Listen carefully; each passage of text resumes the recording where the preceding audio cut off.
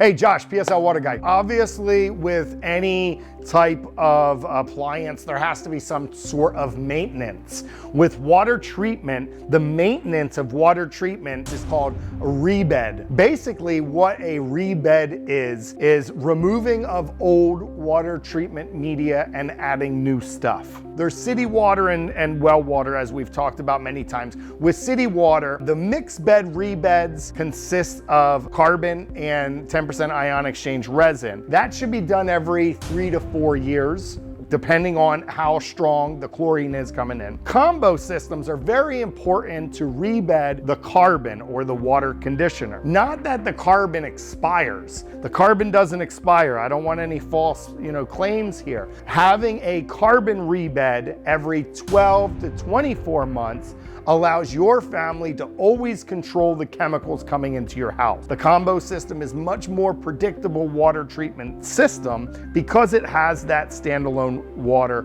conditioner. When we talk about a combo water softener, for the rebed, we should only have to rebed that from every 5 to 7 years because we're controlling the amount of chemicals coming over. Water softener rebed should be done anywhere between 4 and 8 years. Even when you use the good stuff, the quality of the water, it takes its toll, and it's just in good practice to do it on some kind of timetable like that. When it comes to well water, obviously we have carbon systems, we have water softeners, and we also have oxidators. An oxidator traps a lot of this nasty well water and ejects it. We should really rebed oxidating tanks every 1 to 2 years based on how much consumption or really how nasty your water is. Water softeners on well water are definitely between the 4 and 6 year mark based on water quality testing. And carbons, again, you want to do every 12 to 18 months. Without doing a rebed, you're not actually given the water treatment systems the best fighting chance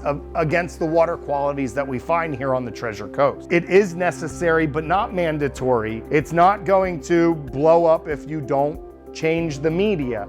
But what will happen is that your water quality will go south. Once it goes south pretty hard and pretty fast, and it's pretty gross. Our system reminds all of our customers about scheduling. We are not here to push a rebed on any family like it's some kind of sales pitch. I want you to know that if your family isn't ready for the rebed right then and there, just tell us and we'll schedule it some other time. I did want to clear the air and explain from my heart what is a rebed and why it is important. If you have any other questions, call the office, talk to Nancy. If you need me, just ask for me.